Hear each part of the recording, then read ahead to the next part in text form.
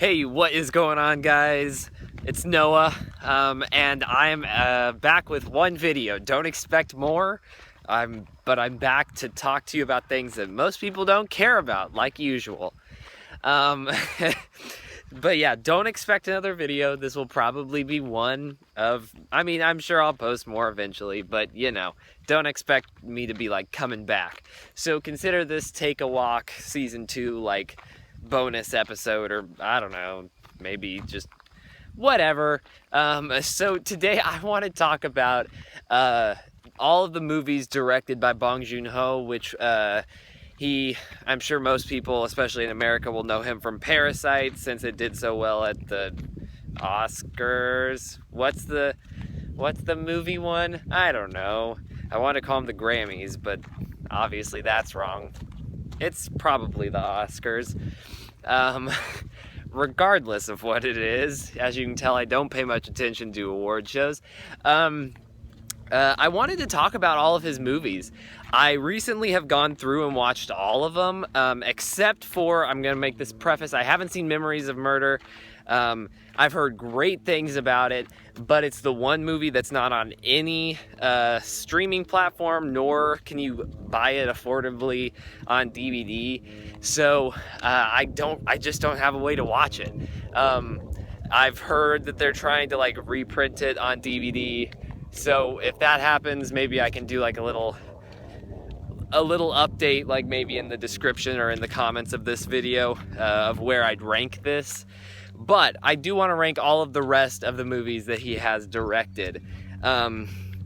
So let's just get on to my list and talk about where I'd rank all of them. So for starters, I really like a lot of his work. Parasite's the first one I saw. I'm not going to say I was like some, really into indie movies or foreign movies that I never would have heard of. I'm not hip with movies at all. Nor am I a movie critic. But I really loved Parasite. And it inspired me. I was like, I want to see more of what he has to put out. So I decided I was going to give his movies a chance and watch all of the rest of them. So let's get into my ranking. So my least favorite Bong Joon-ho movie is, unfortunately, his directorial debut, Barking Dogs Never Bite. Again, all of his movies get pretty positive things said about them. So I hate to just say like that I didn't like one of them. But if there were any of these that I do not want to watch again, it's Barking Dogs Never Bite. And I feel like a lot of people would agree with me in this, in that it's just not as solid. First, it's his directorial debut. So I feel like some of his voice that he later establishes in his movies wasn't quite as present. That's not to say it wasn't there or it's just a bad movie. But it's the only one that I didn't like. And I sit and try to figure out why that is. One, I feel like it's the least compelling story. For a basic plot synopsis, it's about a grad student who is trying to become a professor, and he hates, he'll live in an apartment building and there's dogs barking, and he doesn't like it. So he ends up killing some of the dogs that are barking. Yes, that's a very basic plot synopsis, but really that's all that happens. And I know I tried to like really look into this movie, tried to see maybe if I was missing some big metaphor that just wasn't coming to me. And I think that there is some. I think that there is some of that, in that there was one really interesting line where he was criticizing some wealthy people for being able to own these fancy dogs and keep up with them, whereas like he's struggling to get by. How can he afford a dog? And so some of it's just that class struggle thing. It's not an awful movie, but couple the ultimately not quite as interesting plot, in my opinion, with a lot of dead space. This movie has so many instances of really long, drawn out shots, and typically I mean, of course, I know that has a purpose, but unfortunately with this movie, it just ended up coming across as boring. I feel like this is probably my most critical I'll be, so a lot of people won't like this take if anyone has seen all of his movies, but to me, there was so much dead space that it was ultimately meaningless and didn't really provide anything to the story. I just didn't like this movie, I can admit. Up next, his 2017 movie, Okja. This movie is good. That's all I can say about it. Again, obviously, it's the next one I'm least positive on. It's a fine movie. It definitely stands out as more of a kid's movie. Again, basic plot synopsis. A company announces that they are releasing, they found these new super pigs that are supposed to be better for the environment, and like really nourishing to people to eat. And it talks a lot about the idea of like environmentalism and like animal cruelty, and just how cruel like meat production is, which as a vegetarian, obviously I'm all about. I like that message, but it does stand out as a kid's movie more. I see it and I think kind of like E.T., because there's a plot about like the government being this company, taking the pig back and trying to kill the pig. And so it makes me think of E.T. only in the sense that E.T., you have the government trying to get E.T. It's just that kind of movie that I feel like I've seen before. It's a plot that I've seen before, and so it doesn't stand out much to me. Again, fine movie, just doesn't do enough for me. It doesn't do much. It's worth watching once, I guess, but it's definitely his next worst, just because it's nothing like outstanding. It's just a cute little film, and I do say it seems like a kid's movie. It's not really a kid's movie. There's cussing and that kind of stuff, but it just has that feeling of a kid's movie. Up next, this is when we get into movies I actually start to like quite a bit. The Host. Again, all of these movies, he gets such great praise, so I feel weird putting some of the best, his most critical darling movies at such a low position. But The Host is a good monster movie. Think Godzilla, but different. It's a really interesting metaphor over the influence that America has over other countries, specifically South Korea, obviously. And I love that aspect. So on a metaphorical level, incredibly interesting. I love that dynamic. Of course, America is still imperialistic, pretty much, and we still exert control over so many countries where we're not wanted. So I absolutely love that metaphorical side. And then just on a literal level, it's just a fun monster movie. I mean, I think that the literal levels where it lacks a little for me, not to say it's bad, but I'm just not a big action monster movie type.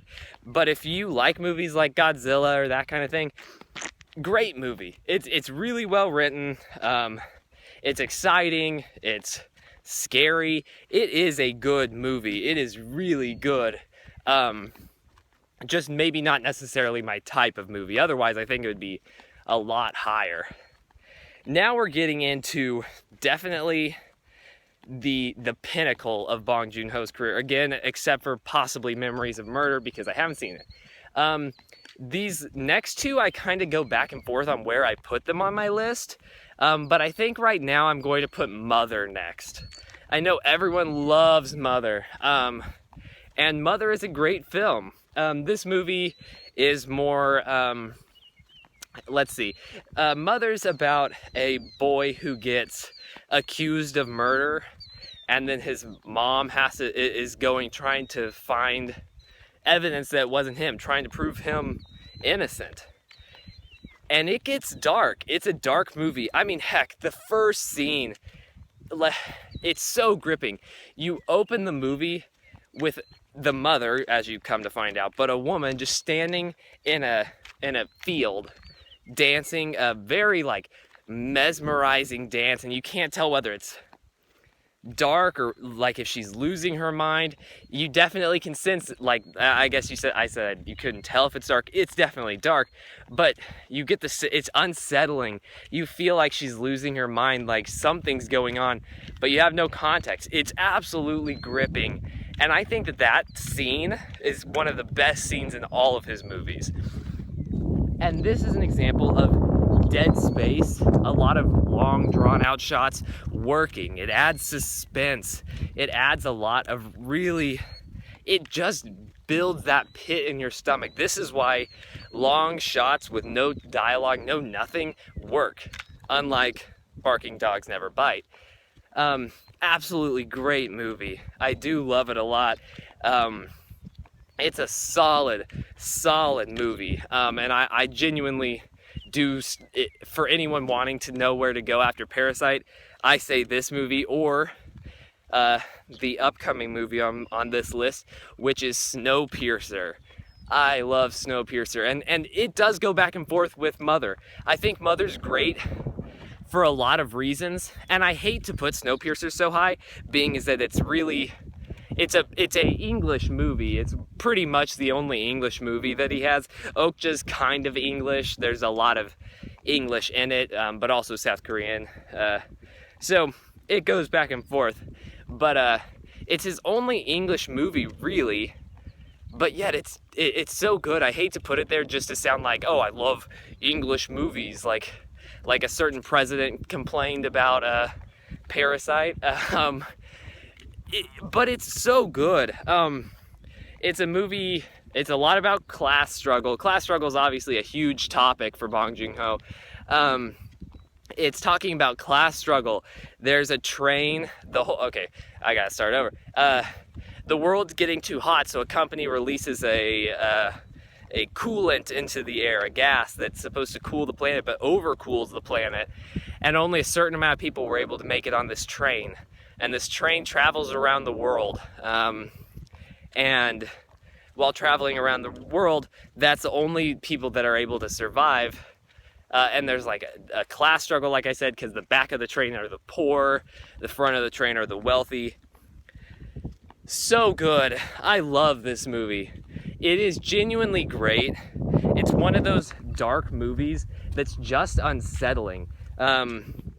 I can think of an example, though I don't know if anyone would have seen it, nor can I remember the movie title, but it's a movie that came out on Netflix that's like The Elevator, maybe? I don't know, I can't remember the name. Basically, it's a movie about class struggle, again, basically. It's like 100 floor, not 100, it's like 300 floors of prison, basically, and they send food down from the top floor to the bottom floor, and there's enough food to feed everyone if they just took what they needed, but obviously people gorge themselves at the top, so the people at the bottom are forced to starve. Incredible movie, but it reminds me of that just because it's so dark. But this movie is so good. I actually watched a theory about it, like a film theory about it, where this person, I can't remember the YouTuber's name, very disappointing, I'll try to remember to link it,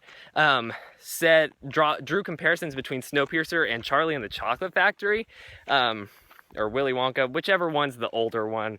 The newer one, I guess, too, but whatever. You can tell I was really well scripted for this.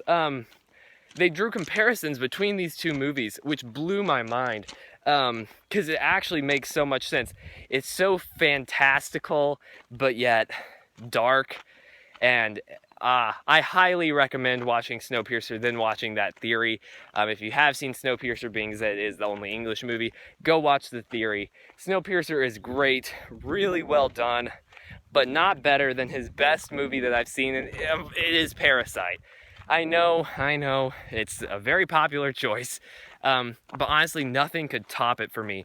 All of these movies I did enjoy to some extent, but Parasite is the one movie that I cannot stop thinking about.